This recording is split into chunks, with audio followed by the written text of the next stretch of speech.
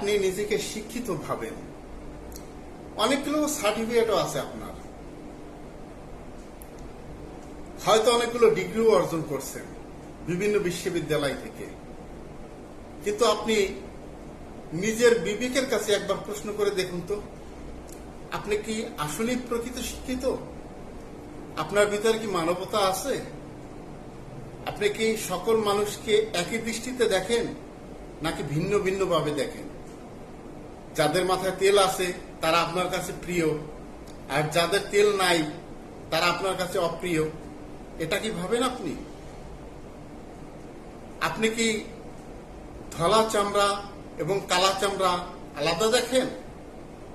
যদি এই সব গুণ আপনার ভিতরে থাকে, তাহলে আমি বলবো আপনি শুধু সার্টিফিকেট লাভের জন্যই বা ডিগ্রি অর্জনের জন্যই শিক্ষিত হয়েছেন। প্রকৃত শিক্ষিত আপনি হতে পারেননি। তাই নিজের বিবেক খাটিয়ে প্রকৃত শিক্ষিত কিভাবে হওয়া যায় সেটাই চেষ্টা করুন।